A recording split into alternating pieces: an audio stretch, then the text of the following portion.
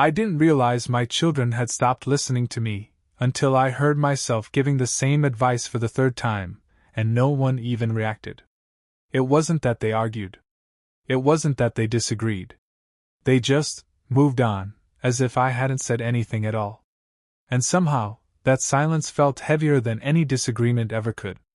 There was a time when my voice carried weight in their lives. I don't say that with pride. Just with memory. When they were younger, everything seemed to come back to me in some way. Not because I demanded it, but because that's just how life worked back then. Dinner conversations revolved around school, friends, little problems that felt big to them. They would ask questions constantly. What do you think I should do? Is this a good idea? Do you think I can do it? And I always had something to say. Not because I had all the answers, but because I believed that was my role. To guide. To support. To be a steady voice when things felt uncertain. I remember sitting at the kitchen table late one evening, helping my daughter with a school project. She must have been around 10 at the time. Papers spread everywhere, glue, markers, that look of frustration on her face like the whole world depended on getting it just right. I can't do this, she said, dropping her pencil. You can't, I told her. You're just tired. Let's take it one step at a time. She looked at me, searching for something in my face. Really? Really. And that was enough. She picked the pencil back up and kept going. Back then, it didn't take much. A few words. A bit of reassurance. And somehow it mattered. My son was different. He didn't ask for advice as directly, but he still looked for it in his own way. I remember teaching him how to fix things around the house. Simple things at first. Tightening a loose screw, fixing a hinge, small repairs that didn't mean much on their own. But he watched closely. Not just what I did, but how I did it. Why do you do it that way? He asked once. Because it works, I said with a small smile. That's it. That's usually enough. He nodded, like that answer meant more than it sounded. And over time, those small moments added up. That's how we built our relationship. Not through big speeches or grand lessons, but through everyday things. Through presence. Through consistency. Through being there. And I think, without realizing it, I got used to that. Used to being someone they turned to. Used to feeling needed in that way. Years passed the way they always do. Slowly, and then all at once. The house got quieter. The routines changed. Dinner times became less regular.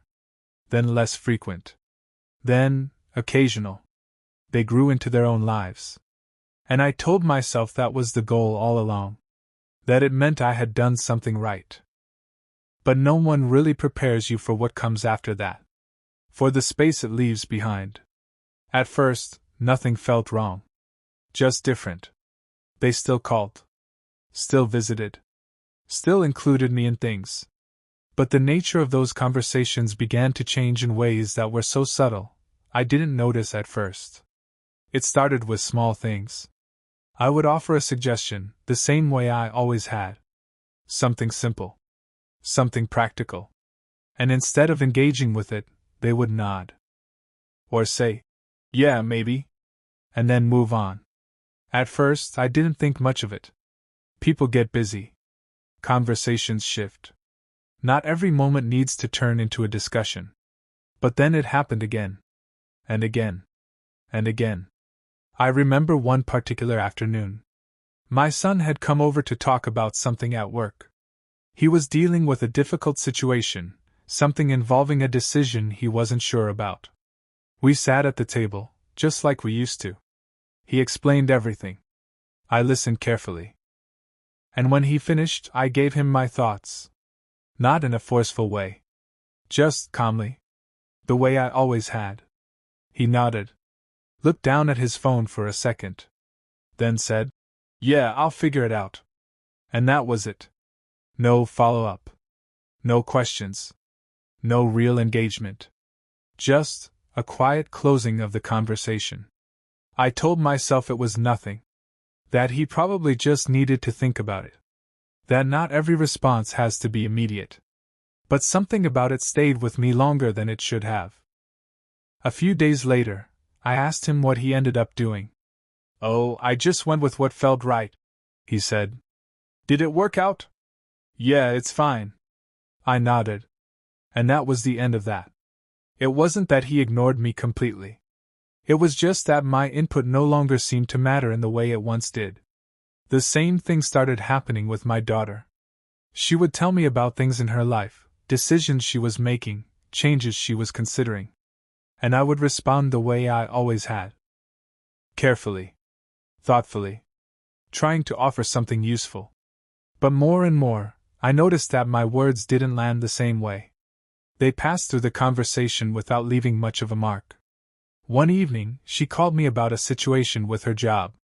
She sounded stressed. Overwhelmed. And for a moment, it felt like things had gone back to how they used to be. She explained everything in detail. Paused.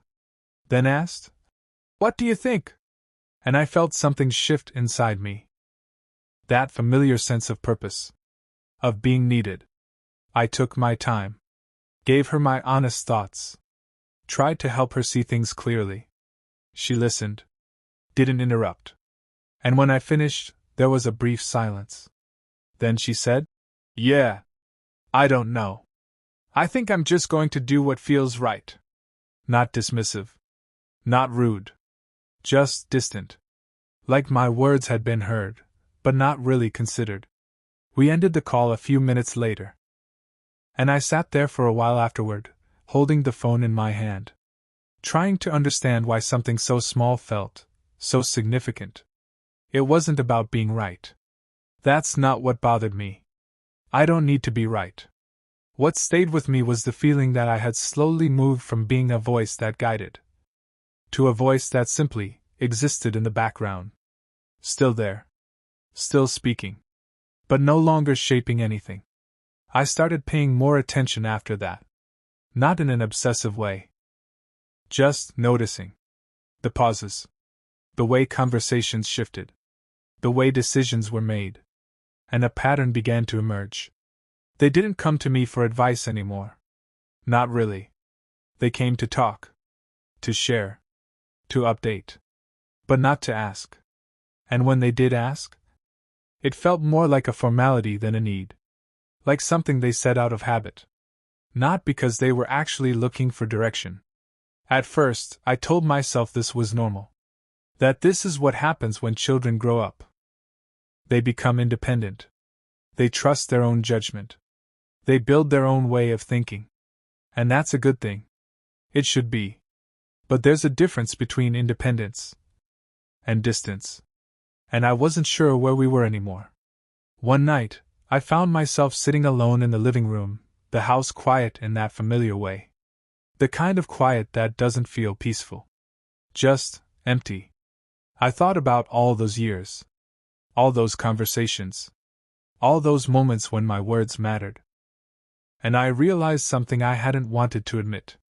It hadn't changed suddenly. There was no moment where everything shifted at once. It had happened slowly. So slowly that I hadn't noticed it until it was already part of our reality. Somewhere along the way, my role had changed. And I hadn't kept up with it. I was still speaking from a place that no longer existed. Still offering guidance in a way that no longer fit into their lives. Not because they didn't care. But because they no longer needed it the same way.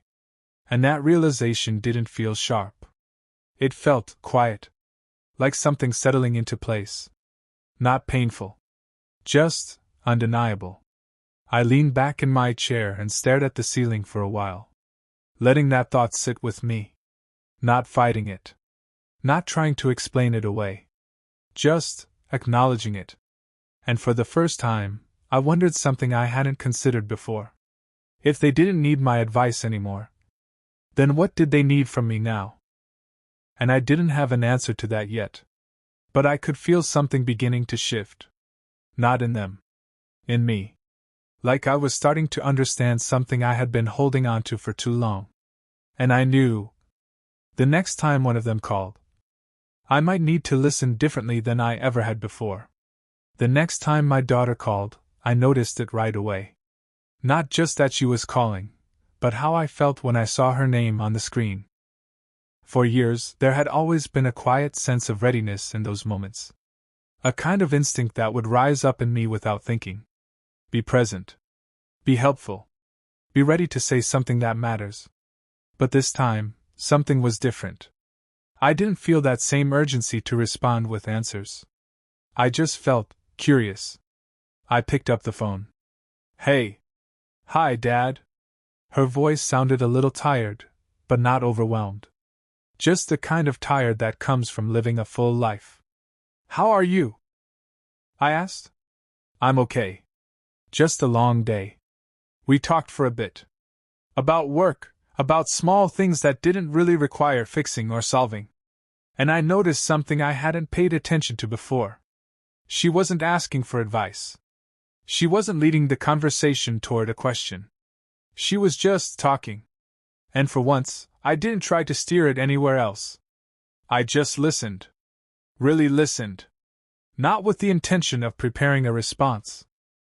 Not waiting for the moment where I could offer something helpful. Just present. There was a pause at one point, a natural one. The kind that used to signal that it was my turn to step in. To guide. To say something meaningful. But this time, I let it sit. And then she filled it. You know, she said quietly, I almost didn't call tonight. Why's that? I don't know. I guess I just felt like I didn't have anything important to say. I leaned back slightly in my chair, letting her words settle. You don't need something important to call, I said. I know, she replied. I just didn't want to bother you. That word stayed with me. Bother. There was a time when they would have never thought of it that way. When calling me wasn't something that needed a reason. It was just normal. You're not bothering me, I said. Not even close. She let out a small breath, like she hadn't realized she was holding it. We talked a little longer. And when the call ended, I didn't feel that familiar emptiness that sometimes followed our conversations. Instead, I felt something quieter, more grounded. Like the conversation had actually landed somewhere. A few days later, my son came by. It wasn't planned. He just showed up in the afternoon, knocking on the door the way he always had. I opened it, a little surprised. Hey, Dad. He stepped inside, looking around for a moment like he was reacquainting himself with the space. Everything okay? I asked. Yeah. I was just in the area and thought I'd stop by. We went into the kitchen. He sat down at the table, leaning back slightly in the chair. For a few seconds neither of us said anything. And I realized something. I didn't feel the need to fill that silence. Before I might have. I might have asked questions, tried to guide the conversation somewhere, keep it moving. But now, I just let it be. So, he said after a moment, how have you been? I've been all right. You keeping busy? As much as I need to. He nodded. Then he leaned forward slightly, resting his arms on the table. I've been thinking about something, he said. I didn't interrupt. Didn't jump in. Just waited. It's about work, he continued. I've been dealing with this situation, and I'm not really sure what the right move is. There it was. That familiar opening.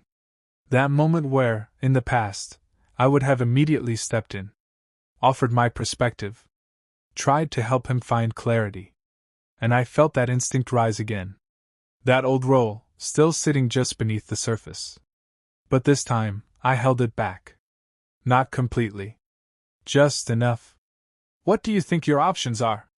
I asked instead. He looked at me, a little surprised. Like he hadn't expected that kind of question. Well, I mean, I could stay where I am and just deal with it, he said. Or I could look for something else. But that feels like starting over. I nodded. That makes sense. He waited. Like he expected me to go further. To take that thought and turn it into advice. But I didn't. I just let him sit with it. After a moment, he continued. I guess I just don't want to make the wrong decision. I leaned forward slightly. I don't think there's always a right decision, I said. Just the one you can live with. He looked at me again. Not dismissively. Not distracted. Just thinking. And for the first time in a long while, I felt like my words had actually landed. Not because they were stronger, but because they weren't trying to control anything. We talked for a while after that. Not in the old way. Not with me leading or directing. But in a way that felt more balanced. More equal. And when he left, it didn't feel like something had been taken from me. It felt like something had been returned. Later that evening, I sat in the living room, the same quiet settling around me. But it didn't feel the same. For so long, I had been holding on to a version of myself that no longer fit. The advisor. The guide. The one with answers. And without realizing it, I had been measuring my place in their lives by how much they needed that version of me. But maybe that was never the full picture. Maybe what mattered wasn't whether they followed my advice. Maybe it was whether they felt comfortable coming to me at all. Whether they felt heard. Not guided. Not corrected. Just heard. I thought back to something my daughter had said. I didn't want to bother you. That hadn't come from nowhere. Somewhere along the way, something in the way I responded had made them feel like there was a right way to talk to me. A right reason to call. A right kind of conversation to have. And maybe, just maybe, I had made it harder for them to simply be themselves around me. Not intentionally. Just, over time. The next few days, I paid attention in a different way. Not to what they were doing, but to how I was responding. I caught myself a few times, almost stepping back into that old role. Almost offering advice before it was needed. Almost turning a simple conversation into something more structured. And each time I stopped. Took a breath. Chose to stay present instead. It wasn't about saying less. It was about saying differently. Giving space. Allowing silence. Letting them find their own way through things without feeling like I needed to shape it. And something began to shift. Not dramatically. Not all at once. But slowly. Subtly. In the tone of our conversations. In the way they stayed on the phone a little longer. In the way my son didn't rush to leave the next time he visited. In the way my daughter called again a few days later, just to tell me about something small. Something that didn't need solving. Just sharing. And I realized something I hadn't understood before. They hadn't stopped caring about what I had to say.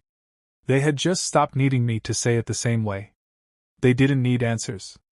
They needed presence. They didn't need direction. They needed space.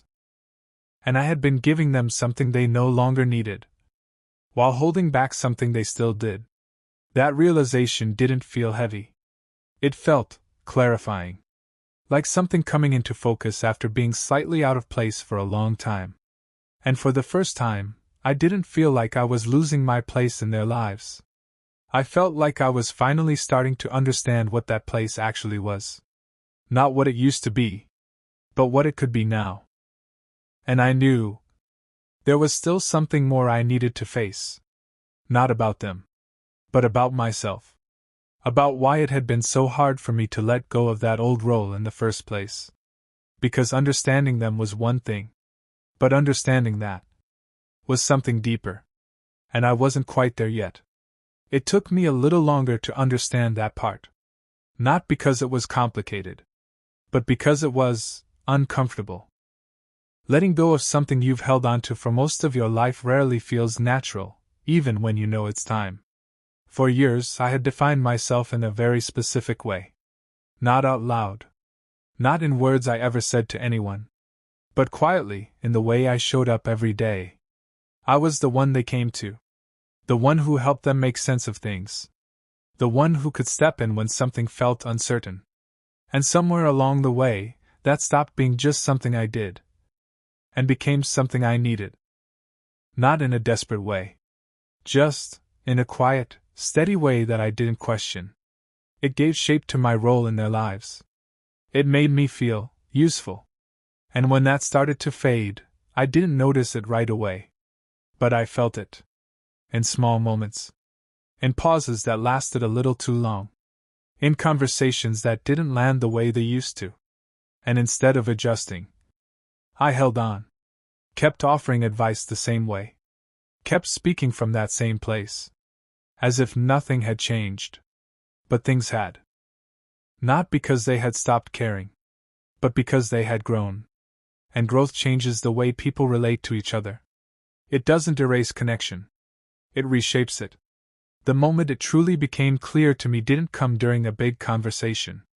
There wasn't a turning point, no dramatic realization that shifted everything at once. It happened on an ordinary afternoon. My daughter had come by to visit. We were sitting in the living room, the same place where so many years of life had unfolded in quiet, everyday ways. She was telling me about something at work. A situation that, a few years ago, would have immediately turned into a discussion. A problem to solve. A decision to guide.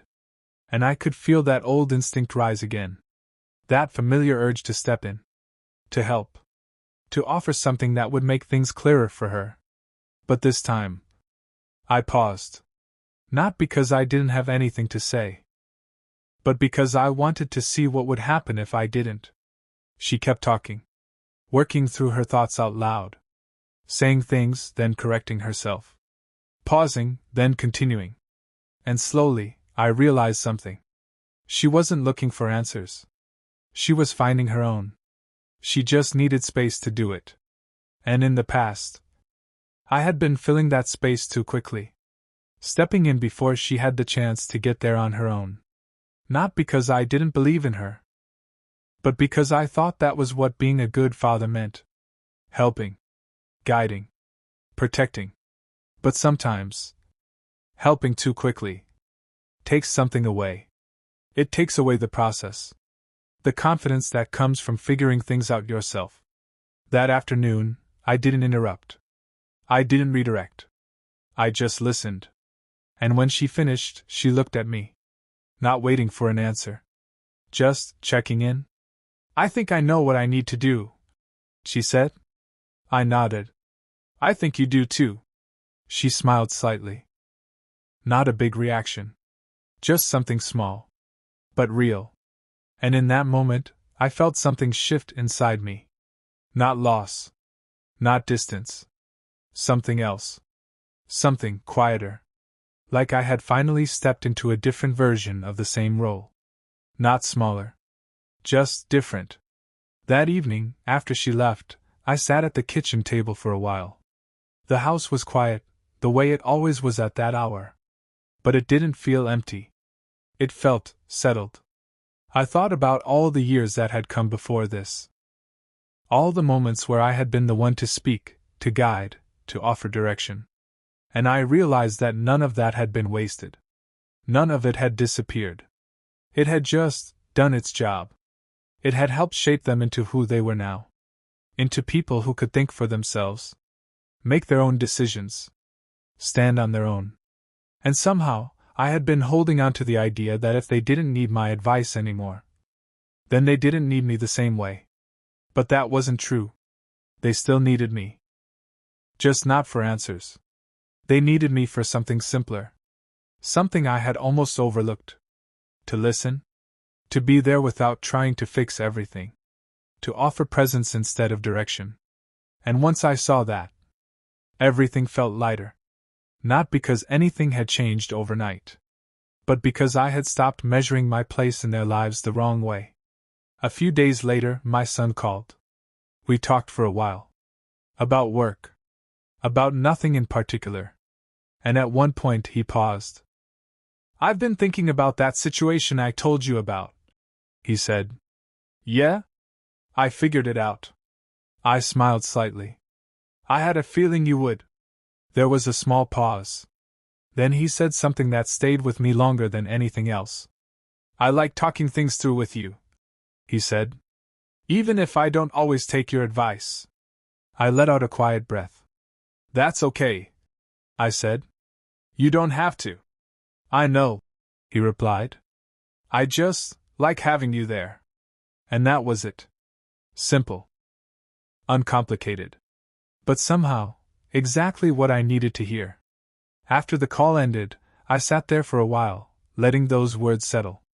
I like having you there. Not for answers. Not for solutions. Just there. And for the first time in a long time, I didn't feel like I was losing something. I felt like I had finally understood it. Being a parent doesn't stop when your children grow up. It just changes shape. It moves from guiding their steps to walking beside them. From giving answers to giving space. From being needed in obvious ways to being valued in quieter ones. And those quieter ones, they're easy to miss if you're still looking for what used to be. Now, when we talk, I don't feel that same pressure to say the right thing. I don't measure the conversation by how helpful I was. I just show up. Listen. Respond when it feels right. And let the rest unfold on its own. The house is still quiet most days. That hasn't changed. But it doesn't feel the same. Because I no longer see that quiet as something missing. I see it as space. Space for a different kind of connection. A quieter one. A steadier one. A more honest one. And I've come to understand something I wish I had realized sooner. Just because your children stop following your advice doesn't mean they've stopped valuing your presence. Sometimes it just means you've already taught them everything they needed to know. And now they're simply living it.